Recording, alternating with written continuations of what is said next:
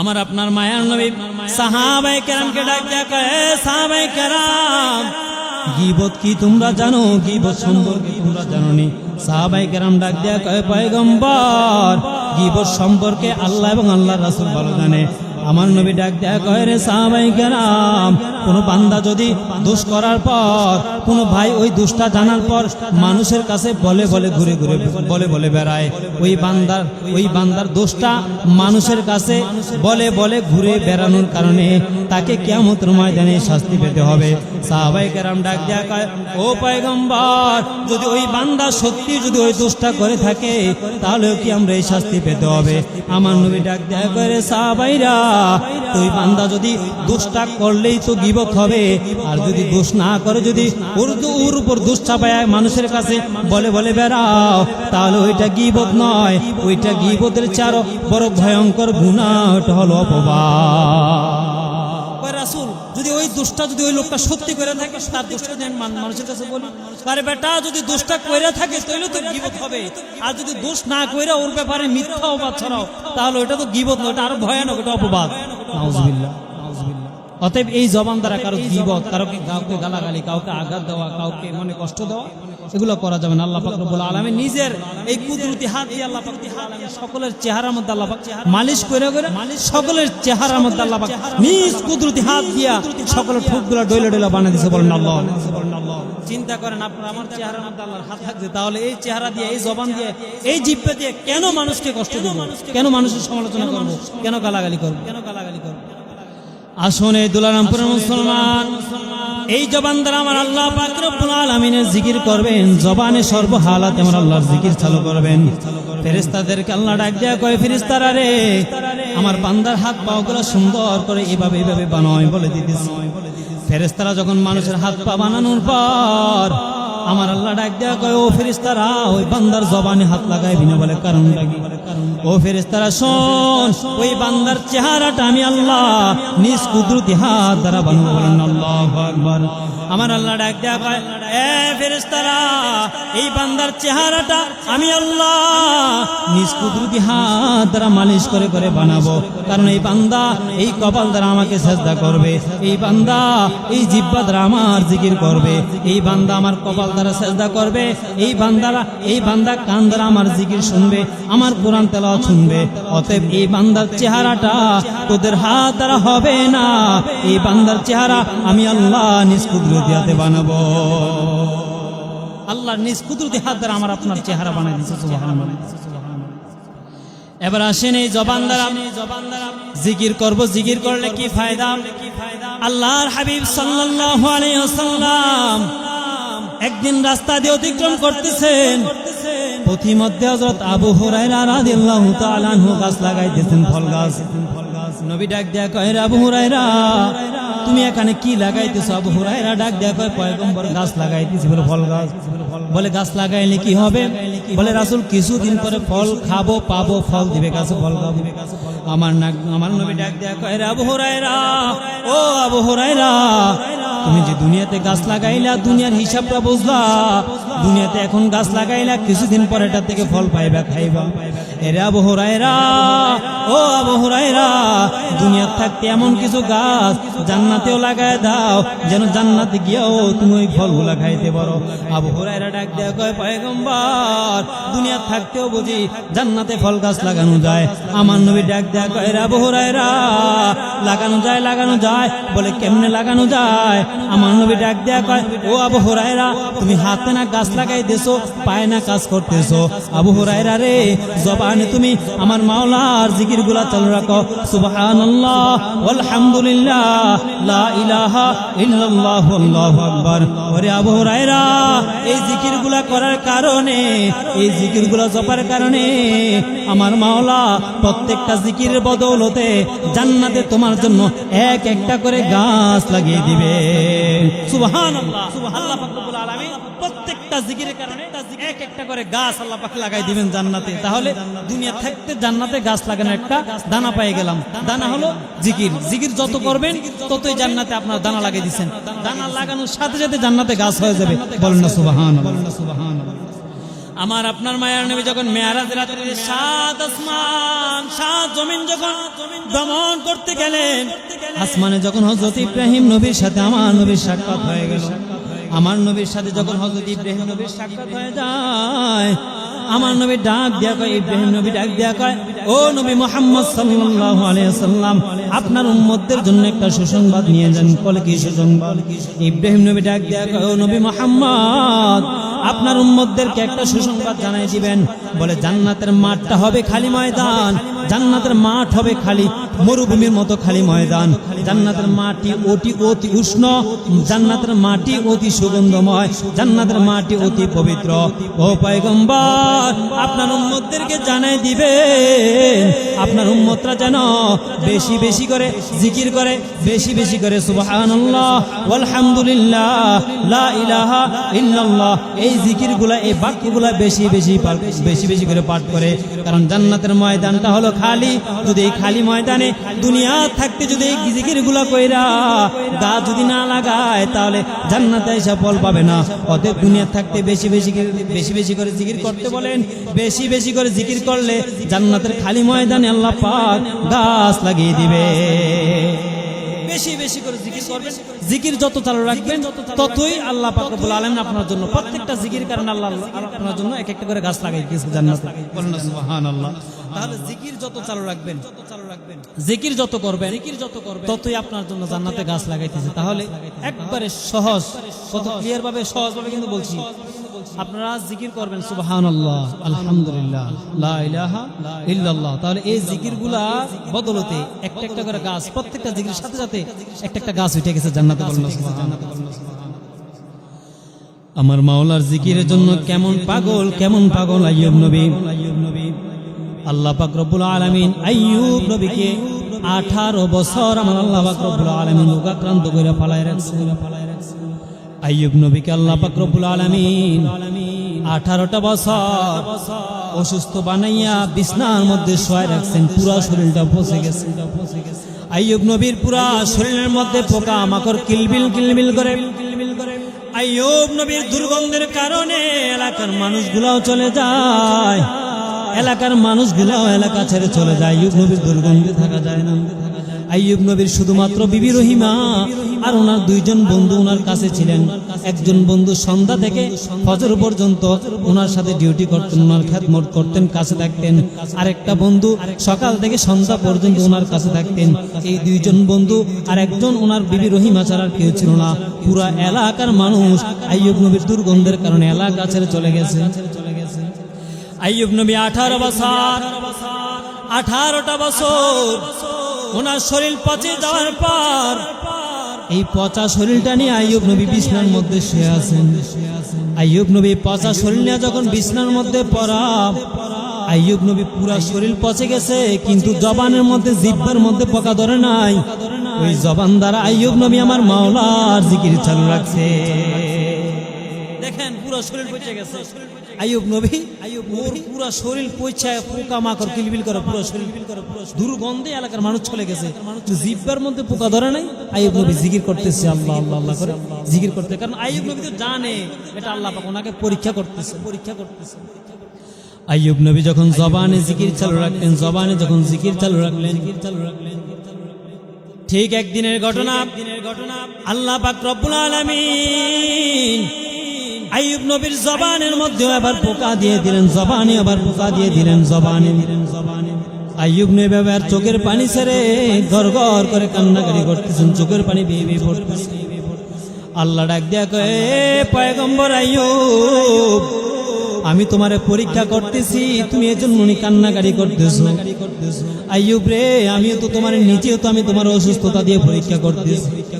আইয়ুব নবী ডাক দেয়া কয়, মাওলা আমার, আপনি আমার পুরো শরীরটা পচাই দিয়েছেন, আপনার কাছে আমি কোনো অভিযোগ রাখি নাই। ওগো আল্লাহ, আমি এই জবানটার মধ্যে আপনি পোকা দেন নাই, যতদিন পোকা দেন নাই ততদিন আমি আপনার জিকির করতে পারছি। কিন্তু আপনি যখন আজকে আমার জবানে পোকা দিয়ে দিছেন, আমি আইয়ুব কেমনে আপনার জিকির করব? মাওলার ইশকে জলে আগুন নিভাইলে যে নিভে না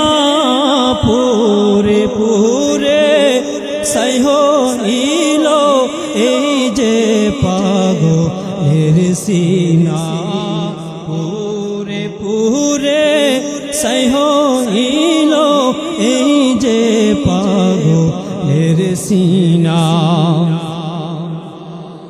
মাওলা তোমায় ভালোবেসে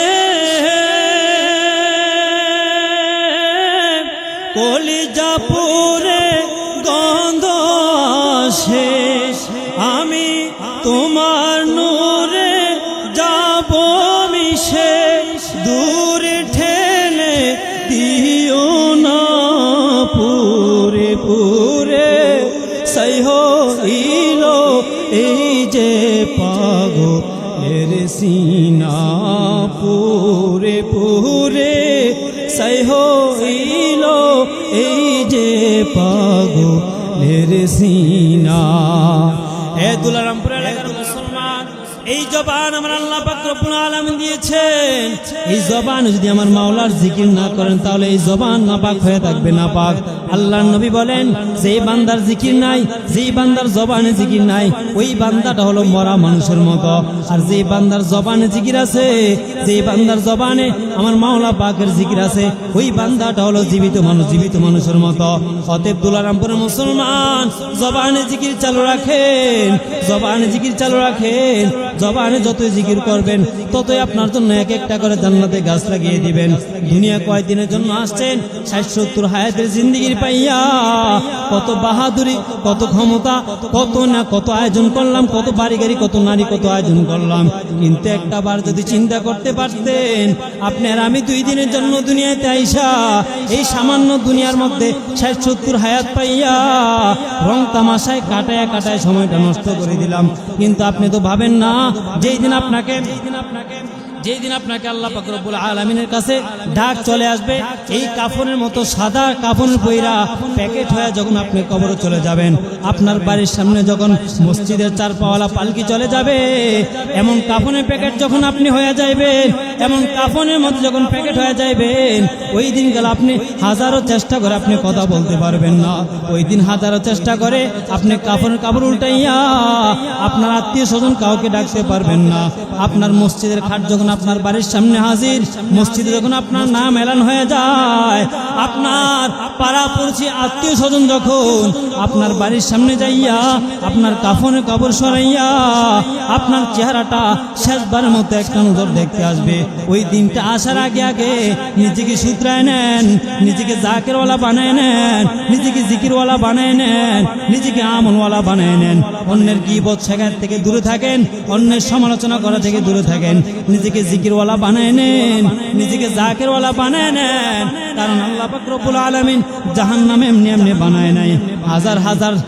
হাজার বছর জ্বালানোর পর জাহান্নামের আগুনটাকে আল্লাহ পাক রব্বুল আলামিন কঠিন করে বানিয়ে ফেলছেন। কঠিন বলে কেমন কঠিন? 1000 বছর জ্বালানোর পর ওই জাহান্নামের আগুনটা সাদা আকৃতি হয়েছিল।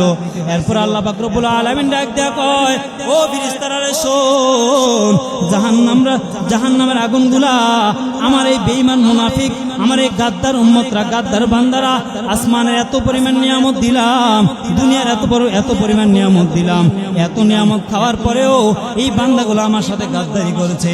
এত নিয়ামত দেওয়ার পরেও মসজিদে মুয়াজ্জিনে যখন হাইয়া আলাস সালাহ বলে ডাকছে, এই বান্দাগুলা, এই গাদ্দার বান্দাগুলো আমার মসজিদে এসে হাজিরা দেয় নাই।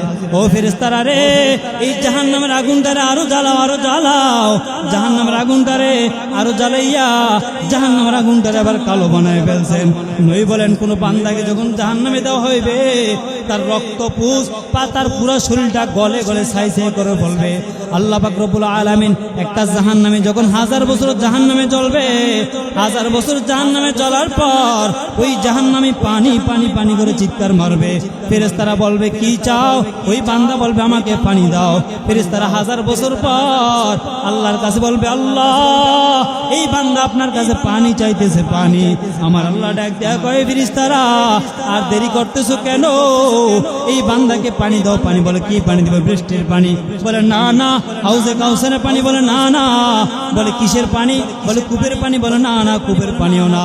ও ফেরেশতারা শোন, এই জাহান্নামটাকে জ্বালানোর পর, এই জাহান্নামটাকে জাহান্নামীকে জ্বালানোর পর ওর রক্ত পুষগুলা যখন জাহান্নামের এক কর্নারে গিয়ে জমাট হয়েছে, ওকে পানি হিসাবে, ওর রক্ত পুষগুলা পানি হিসেবে দাও। আল্লাহর নবী বলেন, ওই জাহান্নামীকে যখন ওই রক্ত পুষ জাহান্নামের একটা আগুনের পেয়ালায় কইরা যখন জাহান্নামের সামনে দিবে, আমার নবী বলেন ওই জাহান্নামীটা 1000 বছর পিপাসিত থাকার কারণে এগুলা কি রক্ত পুষ নাকি পানি এটা দেখার টাইম নেই, এটার সময় নাই। সাথে সাথে জাহান্নামের পেয়ালাটা হাতে নিয়া ওই জাহান্নামীটা চেহারার সামনে নিয়ে পানিটা খাওয়ার চেষ্টা করবে। আল্লাহর নবী বলেন ওই জাহান্নামের পেয়ালাটা রক্তপুঞ্জের তাপমাত্রায় ওর গালের গোস্তগুলা খসে খসে ওই জাহান্নামের পাত্রের মধ্যে পড়ে যাবে। এরপরে জাহান্নামীটা এরপরও পিপাসিত, এরপরে এই গালের গোস্তগুলো যখন ওই রক্তপুঞ্জের মধ্যে পড়ে ওইটাও গলে যাবে। তারপর জাহান্নামীটা রক্তপুঞ্জ সহ ডগডগ করে গিলে ফেলবে। ডগডগ করে গিলে ফেলার পর আমার নবী বলেন ওই জাহান্নামের এই থুতনির নিচ দিয়া পুরাটা পানি রক্তপুঞ্জ এই থুতনির নিচ দিয়া গলে ছিঁড়ে বের হয়ে যাবে। শুধুমাত্র একটা ফোঁটা রক্তপুঞ্জ ভিতরে চলে যাবে। এই এক ফোঁটা ভিতরে যাওয়ার কারণে তার ভিতরের সমস্ত রক্ত গোস্ত পুঞ্জ সব পায়খানা রাস্তা দিয়ে বের হয়ে যাবে। এজন্য জাহান্নামের ভয় আপনাদেরকে দেখায় মনে হয় না ভয় ঢুকাইতে পারবো, কারণ নবী সচক্ষে জাহান্নাম দেখে আইছে। সাহাবায়ে কেরাম একবার ইয়াকিনের সাথে রাসূলের কথাগুলো বিশ্বাস করছে। সাথে সাথে একটা মুরগির গলা কেটে ফালাই দিলে মুরগিটা যেমন লাফায় না, ছটফট করে, ঠিক সাহাবায়ে কেরাম গড়াগড়ি করছে, লাফাইছে। আরে রাসূল আপনি কি শোনাইতেছেন? এগুলা কি শোনাইতেছেন? জাহান্নাম বুঝে তো ভয়ানক। বলে হ্যাঁ, জাহান্নামে তো ভয়ানক। এই সাহাবায়ে কেরাম গলা কাটা মুরগির মতো লাফাইছে। এজন্য মাওলার কাছে ক্ষমা চান, মাওলার কাছে ক্ষমা চান, মাওলার দরবারে ক্ষমা চান, মাওলার কাছে ক্ষমা চান। জবানটাকে পবিত্র রাখেন। কারো গীবত শিকায়ত, কারো গালাগালি, পর নিন্দা, চগলখুরি, কারো গীবত শিকায়ত, কারো অপবাদ, এগুলো থেকে বিরত রাখেন। জবানটা তারা জিকির চালু রাখেন। জিকির করলে আপনার ভিতরটা সোনার চেয়ে দামি হয়ে যাবে। আপনি দুনিয়াতেও সফল, আখিরাতেও সফল। এজন্য মাওলার কাছে ক্ষমা চান, মাওলার কাছে তওবা করে নেন। পিছনে যা করছেন এগুলোর জন্য আল্লাহ পাকের কাছে মার্জনা চান, ক্ষমা চান, ক্ষমা চান। এ জীবনে না করিলাম বন্দেগি, গুনাহ করে কাটাইলাম জিন্দেগি, গুনাহ করে কাটাইলাম জিন্দেগি। তওবা করে আবার তওবা ভাঙিলাম, অবশেষে খাঁটি তওবা করিলাম, অবশেষে খাঁটি তওবা করিলাম। আপনি যদি মাফ না করেন বান্দারে, বলে না আপনার বান্দা যাবে কারদারে, বলে না আপনার বান্দা যাবে কারদারে। গুনাহ করছি আর তো গুনাহ করব না, দয়া করে মাফ করে দেন রব্বানা, দয়া করে মাফ করে দেন রব্বানা। আল্লাহ পাক রব্বুল আলামিন আমাদের সবাইকে মাফ করে দিন। সকলে বলেন আমিন। এতক্ষণ যা আলোচনা করার আমাকে এবং আপনাদের সবাইকে আমল করার তৌফিক দেয়। সকলে বলেন আমিন।